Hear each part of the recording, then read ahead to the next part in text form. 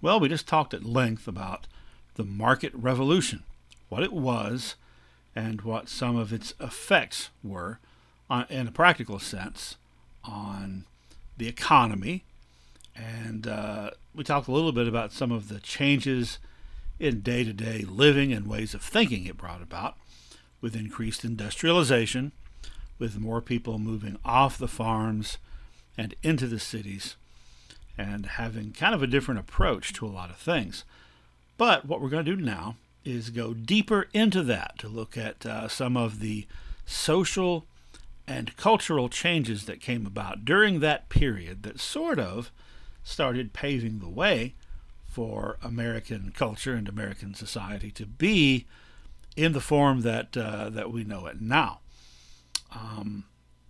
However, I want to look also at some of the other things that were going on at around the same time in the country and around the world that were all sort of interconnected with the market revolution. Now, for one thing, the market revolution, you will recall, is kind of like the result of the union between the Industrial Revolution and that offshoot of the Industrial Revolution, the Transportation Revolution, particularly specifically in the United States, because the U.S. was such a large, geographically large country compared to European countries. Now, in Europe, it wasn't so much a revolution in the same sense as it was in the U.S., but the Industrial Revolution was hugely impactful, obviously. And as industrialized capitalism rolled along for the better part of more than half a century in Europe and led to big social changes there as well, that all kind of culminated in 1848 in what was known as the Spring of Revolutions, when revolutions spread, most of them unsuccessfully, throughout many European countries, with often middle class and working class people, with some reformers joining in, trying to overthrow the system of industrialized society as it existed at that time. And one of the more famous examples of this in 1848 happened in France. And if you have seen or read Les Miserables, this is the backdrop for that story, for the climax of that story there on the barricades. And around that same time in 1848, guy on the left there, whose name was Karl Marx, published a pamphlet called The Communist Manifesto. And about 20 years later, he would write his best known and most influential work, Das Kapital. We're not going to go into much detail about Marx, but I am going to mention some of the concepts in a little bit to look at how they tie in with the stuff we're talking about, and also just because so that you will recognize them, because a lot of his concepts are used regularly in history, in the English department, in sociology for terminology. All right, so that's happening in Europe. Remember the market revolution roughly in the U.S., 1820 to 1850. And it ran kind of concurrently with what is known as the Age of Jackson, or the Jacksonian era, named after President Andrew Jackson, who certainly wasn't president for this 40-year period. In fact, he wasn't even alive through this whole 40-year period of 1820 to 1860. He died in 1845. He was president. He was elected president for the first time in 1828, although he ran and won the popular vote in 1824. Then he was reelected in 1832. But his influence, the influence of his policies, and sort of the association of Jackson with the big changes going on, kind of outlasted even Jackson's life, all the way up to the eve of the Civil War. So, you got the market revolution, you have the Age of Jackson, And this period was also part of what is known as the Victorian era in Great Britain, but also in the United States. Now, the Victorian era is named for Queen Victoria, who was crowned queen in 1837 and reigned until her death in 1901. So the Victorian era is most of the 19th century. A lot of historians will actually begin the periodization of that era before she was crowned and say roughly from 1830 to 1900. Now, it wasn't exactly the same, but a lot of the changes taking place in the U.S. also took place in Great Britain. And that, the United States, circa 1840, 1850, all the way up to 1880s and so forth, sometimes referred to as the Victorian America, because it was taking place during this time period. So that means that the period from 1830 to about 1850 is usually called the early Victorian era. So that's what we have going on. The market revolution. You've got the age of Jackson, the Victorian era, all of those things closely interconnected. And you've just got the age of revolution in general that starts happening in Europe, that is based on labor unrest and class unrest, and it's not going to translate the same way in the United States during that time period, but there will be repercussions, there will be echoes that will sort of reach the U.S. later in the 19th century. Well, the Victorian era in Britain and the U.S. is often associated with a sense of sexual repression, of Puritanism. In fact, the Puritans kind of get a bad rap in the modern era, in the 21st century, because the fact is a lot of stuff that people today will call puritanical is not stuff the Puritans did or believed, but it's rather Victorian. So there were some big changes in how people looked at life and lived life, where the elemental passions were concerned.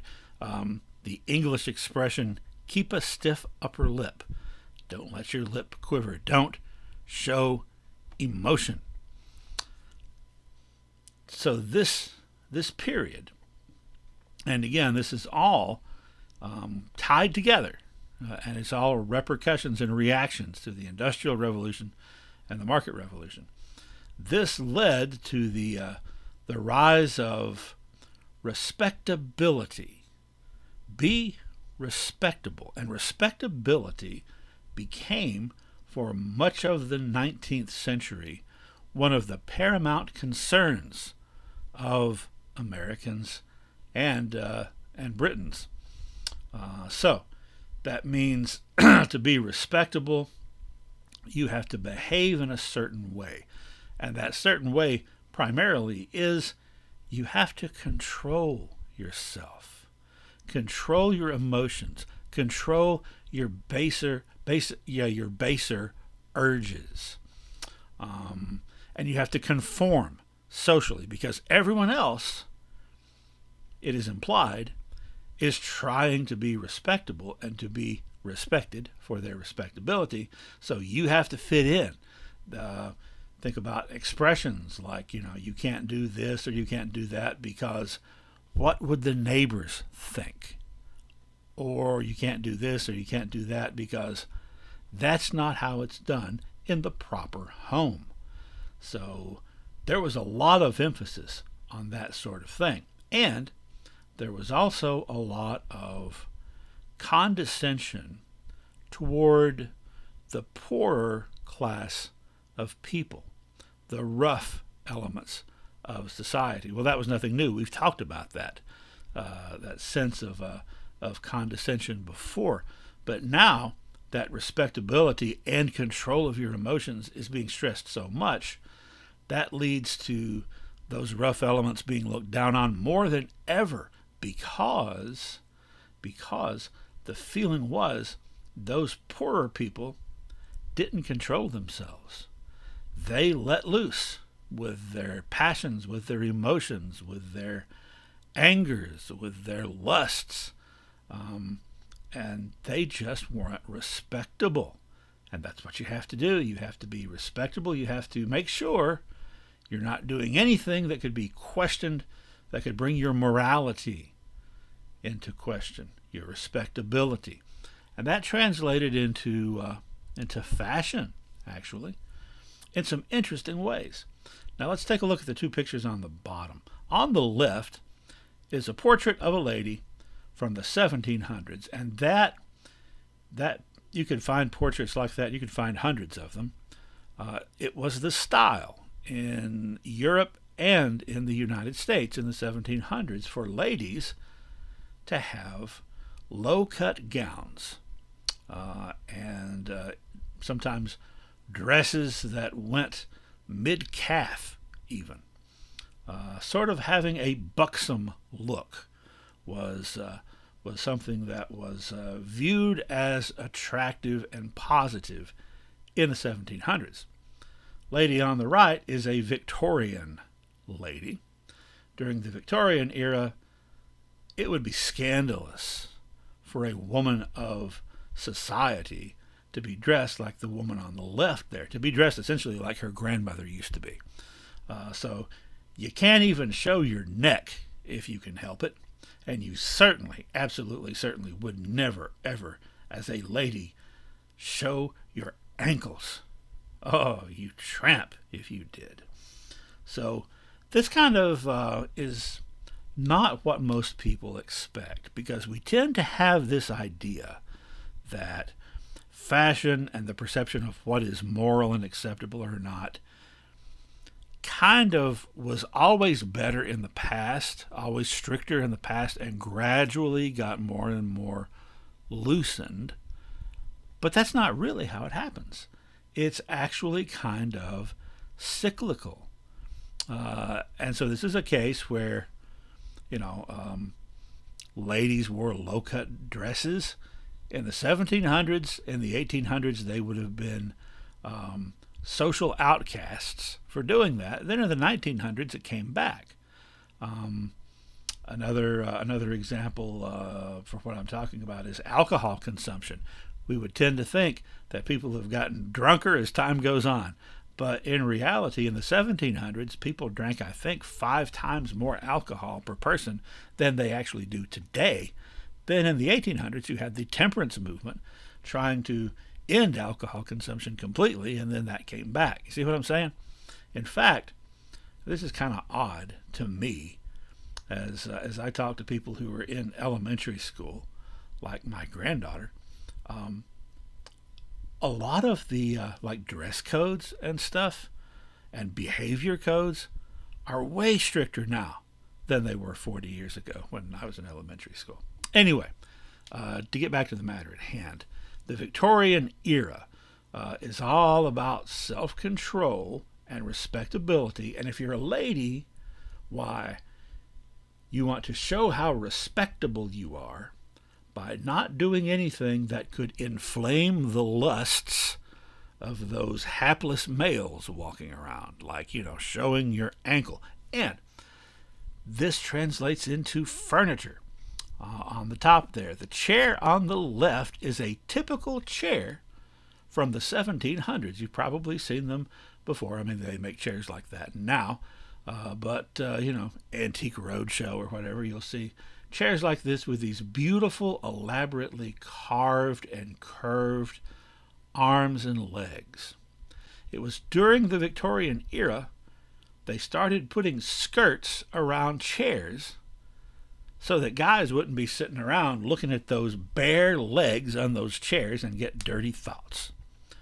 That sounds kind of ridiculous, but it's true. Now, something else that is true about this type of thing is that usually the more a society tries to repress the expression of those kinds of things, the more it actually really behind the scenes underground happens.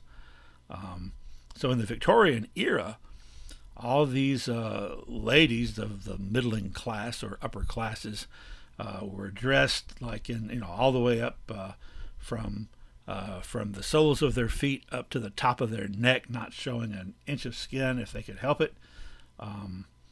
But it was also a time when there was a flourishing of pornography underground and a flourishing of BDSM behavior behind the scenes. Anyway, be that as it may. So, respectability. That's what I'm really going to be stressing here, and what that means, and how it gets expressed. So, we're going to take a deep dive into that in a moment. But first, I want to come back to Karl Marx. And I'm not going to, like I said, I'm not going to spend a lot of time on this, but I do want you to at least hear these terms, because you may be hearing them in other contexts in other classes, and people will be talking as if you know what they mean, and maybe you do. But I've noticed that these works and concepts are not explored the way that they used to be in college, and certainly not in high school. So, Marxist terms for class. You know how I like my pyramids, so I got one for you. At the bottom, you have people that are called the lumpen proletariat.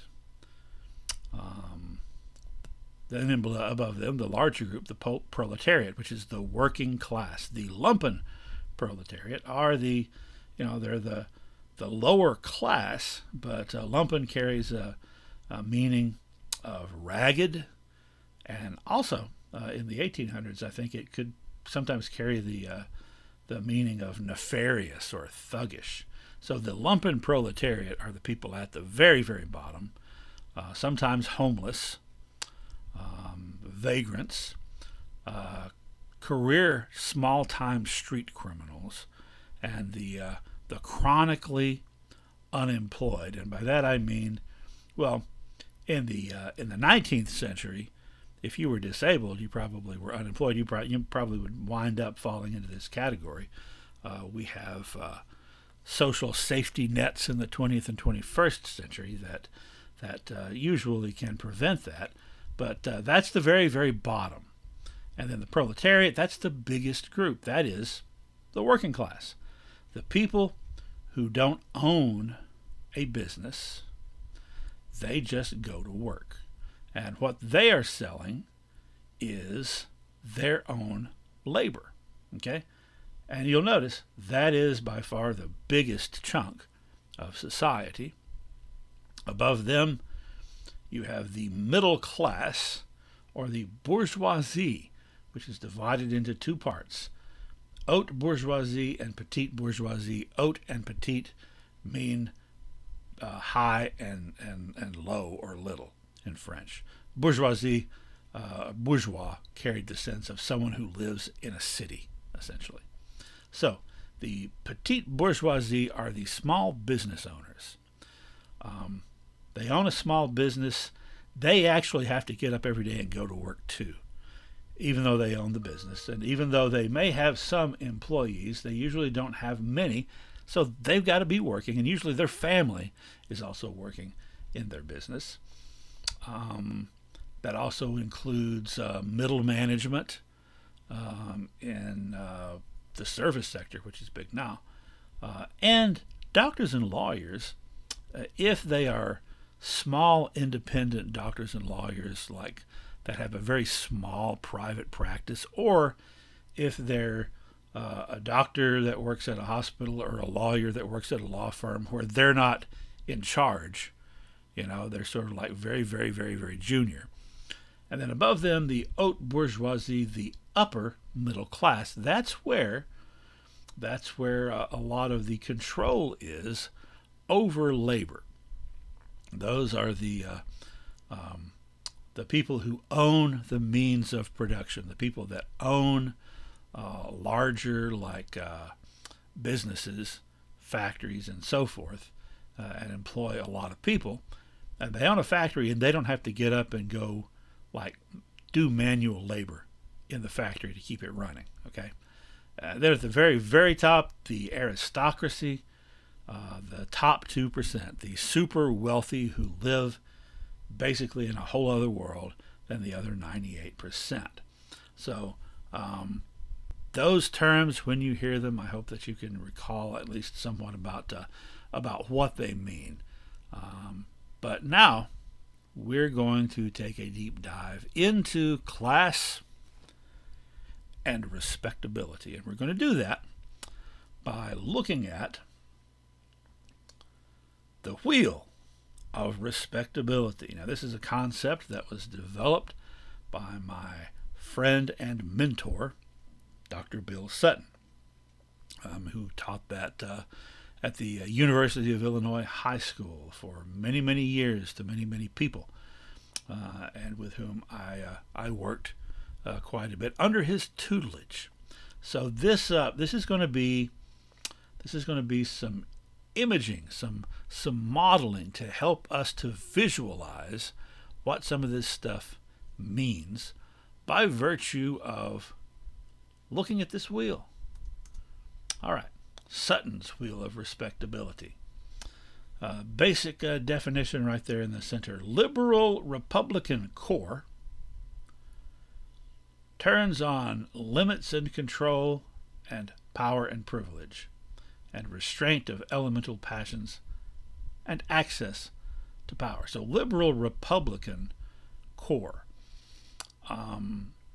Classical liberalism, classical republicanism, 18th century liberalism and republicanism, which means basically liberalism is an emphasis on the rights of the individual, and republicanism is an emphasis on civic virtue, civic duty, and promoting the greater good of the community. So those two things in balance, essentially what made America in the 18th century. So that core, turning on two axes. So you have the axis of limits, that is vertical here. Limits, that is the amount of limitations you impose on yourself, the amount of self-control that you show. So higher that you are on there, the more self-control, the lower on the wheel, the less.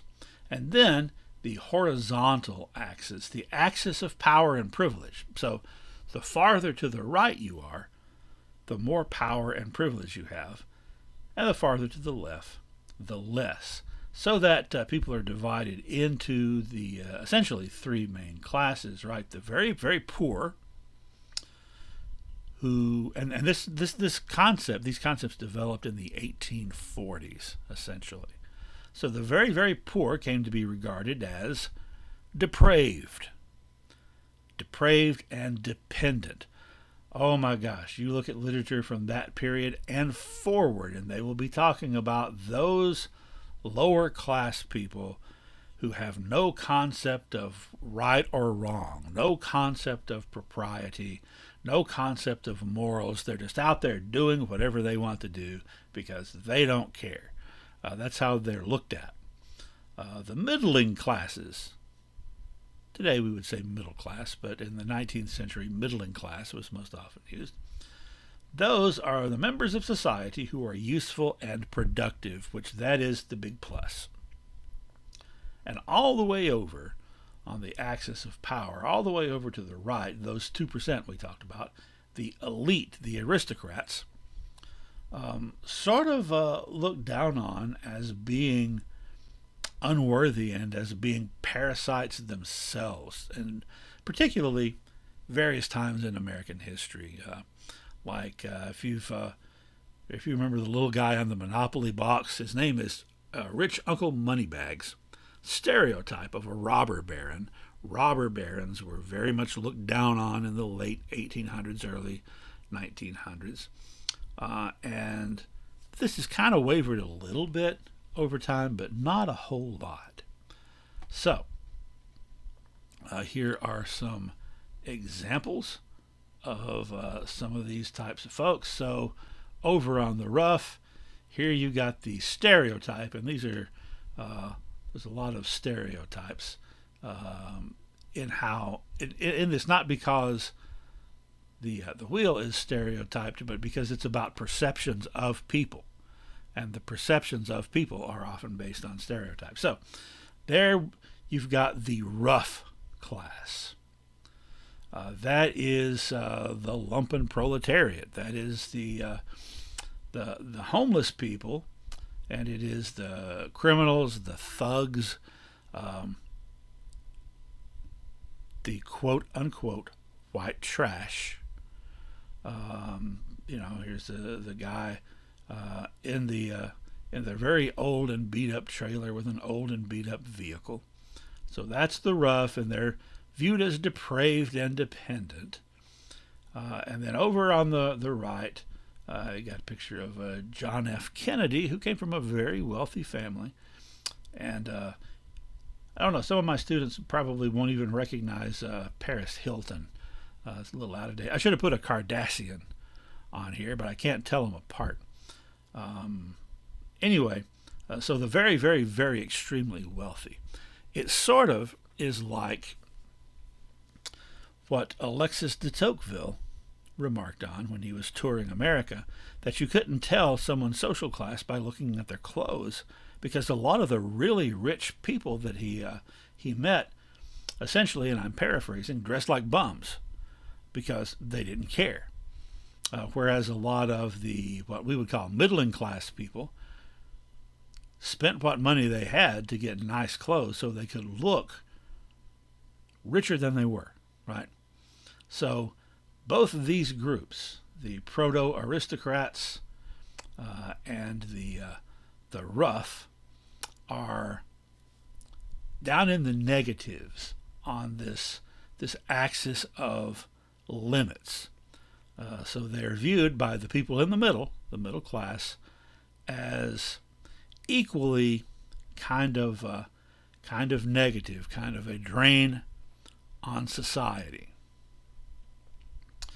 I would point out that I showed the picture of the sort of stereotypical redneck person. This is another version of the perspective of the lumpen proletariat, or the rough, individuals of color living in the inner city. So you got these two guys here in the lower left. Maybe I'm saying something that you already know but have never articulated. But in the 21st century, people on the political left tend to demonize that guy on the right there. And people on the political right tend to demonize the guy on the left right there. Unfairly in both cases, in my opinion, because they are projecting upon those individuals their own sense of values and a sense of immorality on their part, when in reality, people from that rough section of society grew up and live in a different reality than those other folks do. And this shapes how you look at life. This shapes how you react in certain circumstances. And this explains why when someone from the rough section of the wheel suddenly becomes really rich, they don't act like middle class people all of a sudden. They don't, start opening investment portfolios often and, saving and doing all that stuff, because that's foreign to them. They continue to behave in the way that it was necessary to behave in their circumstances to get by, to survive, right? And so that's why, and I'm talking about someone like Elvis Presley, for example. would be an example, or various other musicians, black and white, who suddenly got rich, or athletes, or artists and entertainers of other kinds, often criticized by the media and by the middle class for their behavior, because they're sort of acting outrageously, but their behavior is not outrageous in that rough sector. So that is a challenge, and I can tell you that personally, on a personal level, I have a very hard time understanding or even conceptualizing a lot of middle class thinking about money and investment funds and IRAs and mortgages and all that stuff, because my family never owned any property, never owned a home, and it's just not something that I ever heard or thought about, and it still is difficult for me.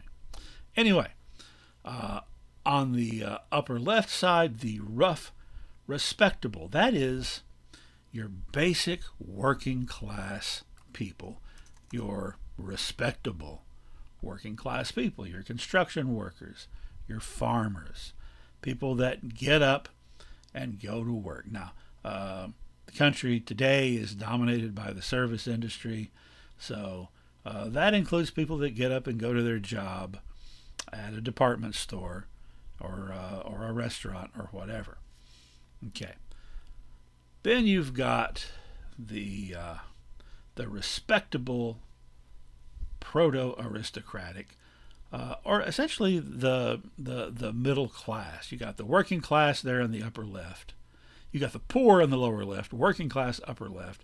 You got the middle class there in the upper right. And then, again, in the lower right, the elites, the aristocrats, the multimillionaires, the top 2%, who have often been portrayed in American culture as being just unconstrained, unrestrained, doing whatever the heck they want to do. The same way that the people on the very poorest end of the spectrum have been viewed. And here we got Paris Hilton showing up there again. It's the same idea that to people in the middle, the people on each end of the continuum, the really, really poor, rough people, and the proto-aristocratic, hyper-wealthy people, don't control themselves. The wealthy, super wealthy people often don't control themselves because they're not reliant on what society thinks of them, because they've got all they need. The very, very poor people also do not conform always to the respectability expectations of the middle class, because they don't care, because they don't have anything. And acting that way isn't going to get them anything. And therefore, there's a sense of fatalism. Sometimes I might as well get what joy I can right now. But those attitudes are looked down on by people in the middle, whether they are working class or upper middle class. Now, here we have a couple of magenta axes or lines making an X there. These are what Dr. Sutton calls the lines of antipathy. Antipathy, in case you don't know, means you don't like something. So, here's how that works. People over there on the rough end of the spectrum, lower left, they have strong dislike often, not for the super rich, but for the upper middle class, the middle class. And the feeling is mutual. Sometimes you will hear news stories, or maybe where you live this will happen. I've seen it happen before. A city will propose extending the bus lines farther up away from the city, the center of the city, extending the bus lines so people can travel further on public transportation. That sounds like a win-win, right? That sounds like a good thing. But a lot of times, people living in the suburbs, middle class people, do not want bus service coming to their neighborhoods because it means poor people can come to their neighborhood, and they don't want that. There's also frequently talk in politics or on the news about low-income housing, federally subsidized housing to help poor people, and middle-class people being concerned, bent out of shape sometimes, if that poorer housing is too close to where they live. So, lines of antipathy. And then, the people, the rough class, get really ticked off at the middle-class people for having those attitudes about them, and will refer to them as, the big shots, the big wigs, who think they're better than they are, right? And then you've got the rough, respectable, that is basic working class people. They don't mind middle class people at all. In fact, they're often trying to work to become part of that middle class. But they don't like those super wealthy people. Now, I say they're often trying to work to become middle class. It is not uncommon, although it's also not common. It's not uncommon for someone to move up one square or one wedge clockwise on this wheel. Like if you're from the rough class, you might make it into the rough, respectable class. You probably won't make 2 jumps, and you almost certainly won't make 3. It does happen, but very rarely. Very rarely. All right, if there are lines of antipathy, there are also lines of affinity. That is, groups that like each other on this wheel, so that the working class, not only do they not dislike the respectable proto-aristocracy, but they have an affinity with them. And then, now this is where things get weird. The rough class, the very poorest class, are most likely to have a sense of affinity, not with the working class, not with the rough respectable or the respectable proto-aristocratic, not any of the respectable people, with the very unrespectable, highly wealthy proto-aristocratic group, because they admire them. They admire the fact that the proto-aristocrats are above all this respectability stuff. And realizing that, now no matter where you fall on the political spectrum or what your political beliefs are, realizing that, it helps to understand why people on that rough end of the spectrum, and race is an issue in this particular thing I'm talking about, but surprisingly, there were a lot of non-white people on this very rough end of the spectrum who have an affinity for this guy and an admiration. So actually, that makes maybe more sense than you may have thought that it did. So, the Wheel of Respectability, very good tool for understanding the middle class and how all that works and how respectability becomes a part of it. All right, so hope you come back and refer to this and that you think about it more. Because the more you think about it, like a lot of the stuff I think that I talk about, the more you think about it, the more it will make sense. Now, when it comes to the affinity between the rough and the proto-aristocratic, there is, there are a couple of really kind of outstanding historical antecedents for that. One of them is Bacon's Rebellion, 1676. Nathaniel Bacon was a very privileged elite person who had a very, very strong connection to the poor people in the colony of Virginia, he felt a sense of being aggrieved and mistreated by the government, and so did they. And he got them to follow him. That's one example. Another example, a different kind of example than either of the two we just mentioned, because really, whether you're talking about Nathaniel Bacon or Donald Trump, they were born into that proto-aristocratic class. This guy was not.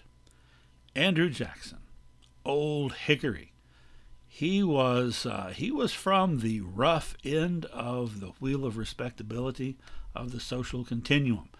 He was the seventh president of the United States and the first person to be elected president that did not grow up in a wealthy elite household. The first person to grow up poor. He literally was born in a log cabin, and he made his own way. He studied for the bar and became a lawyer, and from there a military leader and a politician and so forth. Well, there were a lot of reasons that the more respectable class in the proto-respectable class in America disliked Andrew Jackson. But one of those reasons was his behavior. He didn't act the way that you're supposed to act in a proper home. He acted like a rough person. He was constantly getting into duels and shooting people and getting shot. He got shot in the chest one time in a duel. The other guy shot first, shot him in the chest, and he just stood there and shot the other guy. And the bullet was lodged so close to his heart it couldn't be safely taken out, so he just carried it around with him the rest of his life. When he was president, there was an assassination attempt on him, and the guy tried to shoot him, and the gun misfired. And then the bodyguards of the president had to protect the assassin from Andrew Jackson, who started beating him with his stick. So that's not the sort of thing that you think that Thomas Jefferson might have done. This was also made evident when Jackson was elected president in 1828. He was the first person to be elected president as a, quote, man of the people. And there's a reason for that. The reason for that is it had only been over the previous few years that the various states had gotten rid of their rules that you have to own a certain amount of property to be able to vote. So by the time Jackson ran for president the second time in 28, there was universal white male suffrage in every state. So poor people and working class people, men, white men, who couldn't vote before, now can vote. And they're not voting for a proto-aristocrat, upper middle class person. They're voting for this very, very rough, very wealthy by this time, Andrew Jackson. And when he was sworn in at his inauguration, he made it open to the public, which had never been done before, and lots of people came swarming in, and all the upper class Washingtonians were just shocked at all these common and vulgar people and farmers and stuff crowding in on the White House, climbing in the windows. A bunch of farmers brought their pigs with them, and there were pigs running through the halls of the White House. Everybody was aghast, except Andrew Jackson, because he was cementing his reputation as a man of the people. And really what he was doing was he was cementing that bond of roughness that, in his case, he had skipped 2 or 3 sections on that wheel, but he was still, at heart, that rough-hewn individual. Now, there's all this talk both today and previously about how folks on the margins were looked down on, especially people in the back country. And I talked about this a little bit before, about how there were some changes in attitudes toward the people living in the back country around this time. And so let's talk about that a little bit.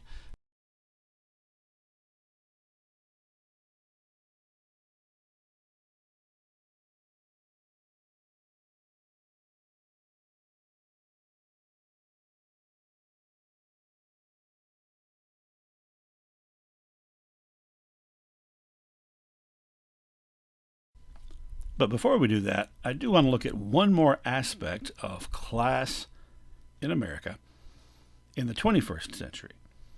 And that is these numbers here on the right, the number of people who are lower or working class in America as of 2018, the most recent numbers at the time of this recording.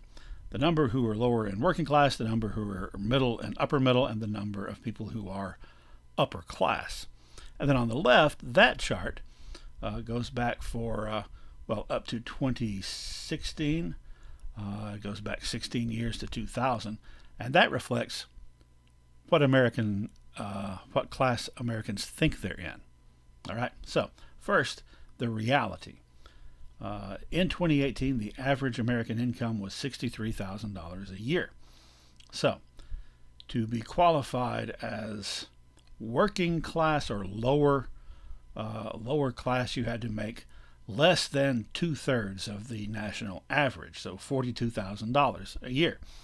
29% of Americans, almost a third of Americans, were in that category. To be in the upper class, that is above $200,000 a year, and that's 19% of the population.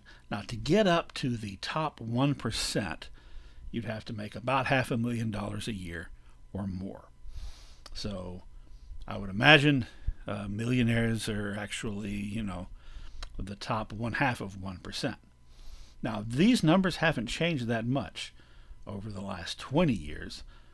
Back in 2000, I think the middle class was 54%, and the lower and working class was 28, upper class was 18. So that's where those that 2-point differential came from. So roughly, it's been about the same over the last 20 years. Now, over the last 50 years, it has changed. In 1970, it was over 60% of Americans who were actually middle class. Okay, so that's the reality. Now let's look at the perception. The percentage of people over time who view themselves as upper middle class or middle class is in 2016, and by the way, the numbers in 2016 were about the same as 2018 for the reality. So 2016, about 51% of people, when the reality was 52% of people. So that's pretty spot on. Although it had changed over the previous 16 years. 16 years earlier, it had fallen actually 12 points. In the year 2000, when the reality was about the same so far as percentages, more people thought they were middle class actually than actually were at that time. Now, how many people think they're working class or even lower class? That has risen substantially by actually a little more than the same number. 20 years ago, it was 33%, and now it's 48%. That's a 15-point increase who think they are working class or lower class. And you'll notice that's actually about 20 points higher, 19 points higher than the reality. Then let's take a look at upper class. This is the most revealing. That has people who think they are upper class has fallen from a high of 3% in 2000 to about 1% now. Now, why is that interesting? Because it's 19%. It's 19 times higher than people self-reference themselves. So in other words, for every 19 people who are upper class, 18 of them will tell you they're not, that they're middle class. And they tell themselves that they're middle class. There has been, it seems, over the last 15 years, particularly I noticed that the big change happened right around 2008, 2009, so far as working class, which that's when the economy collapsed. After the economy collapsed, people were more likely to think of themselves as poor, whether that was the reality or not, and that may be because they had some changes in their circumstance that maybe weren't as drastic as they felt. But it really is revealing that that so many people who are upper class don't think of themselves that way. And you know why that is? I mean, in fact, I bet you know lots of people who are in that 19%. You may be one of them. And I bet you don't think of yourself as upper class. And you know why I think that is?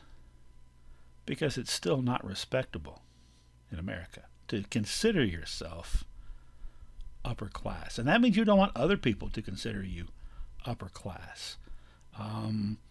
Because you want to be in the middle. And viewed as either respectable middle class or that rough respectable that we talked about. Poor, but respectable. All right. Well, think about that, and we will go back to the 19th century now.